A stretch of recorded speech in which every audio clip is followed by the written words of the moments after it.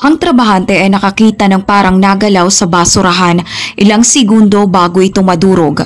Ito ay hango sa isang true story. Bago maitapon ang mga basurang dala sa garbage machine ng Gongkam House Utility Center sa Russia, ay iniisa-isa muna ang mga ito para masuri kung may bakal bang napahalo. Ito ay para maiwasan ang anumang aberya sa pagkadurog ng mga basura sa loob ng makina.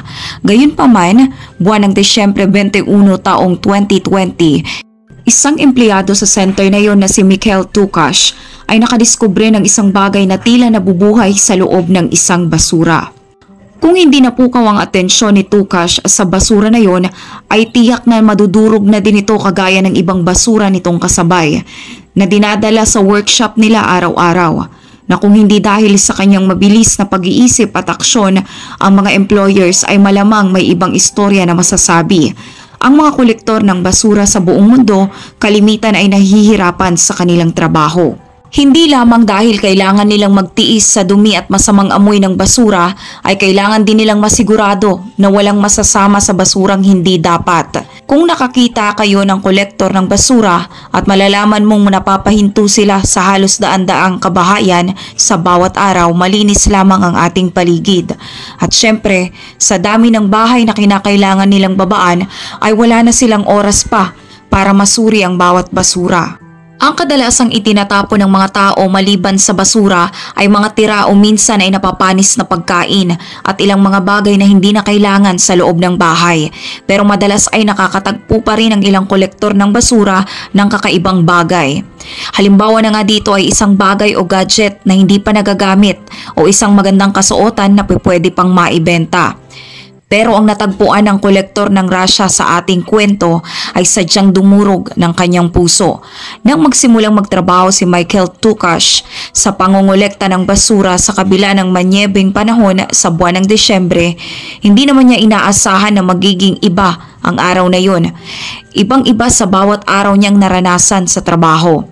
Ang trabaho niya ay magsalansan at magsaayos ng basura na nagawa ng makolekta para siguraduhin na ang mga bagay na madudurog ay hindi makakapinsala sa makinarya ng kumpanya.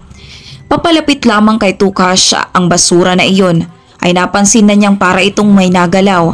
Ayaw naman ni Tukash na takutin ang kanyang sarili o mabagabag ng sobra, kaya't nagawa niyang salubungin ang sitwasyon ng mahinahon. Halos bumaliktad naman ang kanyang sikmura nang masuri na niya ang nilalaman ng basura. Maraming tao ang nagsasabi na ang trabaho nila ay nakakadiri, pero ang kanilang propesyon ay malaking tulong sa bawat komunidad. Kadalasan ay hindi nauunawaan ng mga tao na ang pagsasaayos ng basura at higit pa sa pangungulekta lamang. Bago ito maipadala sa landfill ay doon bubulukin. Bago naman maipadala ang basura sa kanyang dapat destinasyon ay kinakailangan nito magdaan sa isang proseso na sadyang nakasanayan na ni Tukash. Sa kanilang conveyor belt kung tawagin, kung saan dinadala at sinasalansan ang mga basura, ay naganap na nga ang hindi inaasahan. Kinakailangan magsigurado ng mga empleyado na walang makakalusot na bakal sa kanilang nakuha. Kailangang maalis agad ang lahat ng metalikong bagay bago madurog at maikompress ang mga basura. Walang kaide-ideya ang mga empleyado sa kung ano man ang mangyayari sa araw na yon. Hindi inaasahan ni Tukash na magagawa niyang magligtas ng buhay.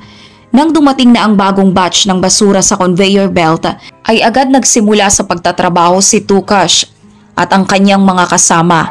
Dito napansin ni Tukash ng isang basura na parang gumagalaw. Siguradong sigurado si Tukash na may buhay na nilalang sa loob ng bag. Kaya't agad niyang kinuha para masuri. Ang lahat ay napatutok naman sa araw na iyon sa kung ano ang pwedeng makita ni Tukash sa basurang kanyang nakuha. Si Tukash kasabay ng kanyang mga kasama ay nagulat at nabigla. Ang nilalaman ng basurahan ay isang pusa. Nagamit kaya nito ang sinasabi nilang siyam nitong buhay para makaligtas? Malamang na hindi, pero muntik na itong mawala ng buhay kung walang nakapansin. Salamat na lamang at ang kawawang pusa ay madumi lang, pero wala namang pinsala. Ano nga ba ang dahilan at paanong napunta ang pusa sa basura na yon? Ang pusa ay may magandang itim at puting balahibo Sa sobrang pagkagulat ng mga empleyado ay agad nilang pinahinto ang beltline. Pagkatapos ay nagpalipas muna ng sandali para pakalmahin ang kanilang isip. Ayon sa naging pahayag ni Tukash sa pahayagan ng Moskovsky Komsomolets, ay nakaramdam siya agad ng tila malambot sa loob ng basurang kanyang nakuha. At paghiwa nga niya umano ng basura ay bumungad agad sa kanya ang mga matang diretsyong nakatingin sa kanya. Halos mapaiyak noon si Tukash, nagtataka kung paanong magagawa ng isang tao ang isang kaawa-awang pusa. At dahil alam ng mga empleyado na inire-record ng kanilang company cameras ang bawat eksena, ay agad tinuro ng ilang empleyado si Tukash. Karga pa ang pusa sa kanyang bisig, pero nasa maayos pa bang kondisyon ng pusa? Lalo na't nanggaling ito sa isang basurahan? Malamang na pinagmalupitan ang pusa. Dahil ang minamahal na pusa at ang pusang may tirahan ay hindi basta tatalon sa isang basurahan ng walang dahilan bukod sa pagtakas sa kanyang tagapag-alaga. Si Tukash at ang kanyang mga kasamahan ay ayaw magbakasakali kaya agad na dinala nila ang pusa sa isang veterinarian para masuri at doon nga ay mas nakumpirma ang maraming bagay. Ang pusang nakuha ni Tukash ay isang maswerteng pusa. Ang pagkakalagay umano ng pusa sa isang basurahan ay hindi isang aksidente. Iniisip kasi ni Tukash at iba pa niyang kasama na pwede ring may kung sino lamang ang basta naghagis ng isang bag na may pusa sa isang basurahan. Nakakapanindig balahibo kung iisipin na may mga taong nakakagawa ng ganong bagay. Sila ang sinasabi ni Tukash na mga taong hindi nalalayo sa basurang kanyang kinukolekta. Lalo't ang mahanap ang dating may-ari ng pusa ay malayo pa sa imposible. Wala namang collar ang pusa na nagsasaad ng detalyado nitong impormasyon. Napakawalang puso ng taong gumawa nun. Pero nakahanda si Tukash para mahalin ito at alagaan. Itinapon man ito ng dati niyang amo at pinabayaan ay nandito naman si Tukash at ang kanyang mga kasama para bumawi.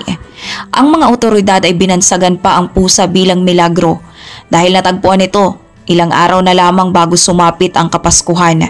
Pero hindi lamang ito ang parangal na nakuha ng pusa. Natanggap din ito ang prestihiyosong karangalan ng pagiging Deputy Minister ng Animal Protection Department ng Nature and Cyclical Economy Ministry. Ang pusa ay ganap na naging Deputy Minister ng walang pangalan. Wala din naman silang idea sa pwedeng nagbabalak din ang namumuno sa kanilang komunidad na magsagawa ng cat naming contest. Inalam na rin ng ministeryo nila kung ano ang magiging tungkulin ng pusa sa kanilang lugar. Pero madaling sabihin na ang isang responsibilidad ng pusang ito ay mananatiling cute at kagiliw-giliw hanggang imposible. Pero hindi lang naman ang pusa ang siyang hinangaan at pinarangalan. Si Tukash ang nakatagpo at nakapagligtas sa pusa. Kaya syempre ay naparangalan din ito ng sobra. Kasama na dito ang dagdag na sweldo sa kanyang trabaho na mas kakailanganin niya sa darating na holiday season. At ang kwentong ito ay naibahagi na hindi lamang sa ilang pahayagan sa kanilang lugar, kundi na-air na din sa maraming news outlets at telebisyon. Dahilan para ang pusa ay mas sumikat na animoy naging isa ng artista. Sadyang nakakagiliw at nakakalambot ng pusong siya'y alagaan. Isang magandang nilalang na muntik ng mawakasan ng buhay. Ilang segundo lamang ang pagitan ay muntik na itong humantong sa trash separator. Pinaalala din ng ministeryo ng lugar, buwan ng Disyembre 23 taong 2020 na hindi na lamang yun ang unang beses na nangyari. May iba pang nangyari nun kung saan may isang nilalang ang nagawang mailigtas sa loob ng basurahan bago pa man ito durugin. Kabilang na nga dito ang isang African hedgehog na pinangalanganan nilang Venzunka. Ang ibig sabihin sa Russian ay swerte. Si Golnera Rakamatulina, ang Environment Minister, dahil sa mga nangyari ay nagawang makapagbitaw ng salita sa kanyang bansa. Pinapaalala sa mga pet owners ang kanilang responsibilidad bilang amo ng kanilang mga alaga na kung hindi nila kayang mag-alaga ay ibigay na lamang ito sa mabuting kamay o sa isang shelter kung saan mas mapapangalagaan sila. Ang bawat nilalang ay may buhay din at damdamin ay hindi nararapat sa anumang sitwasyon gaya ng pagkakalagay sa basura o malagay sa kapahamakan. Sila ay mapagmahal ding gaya natin nang higit pa sa ating inaasahan. Kaya nila tayong pasayahin, alagaan at suportahan sa maraming bagay. Maraming salamat.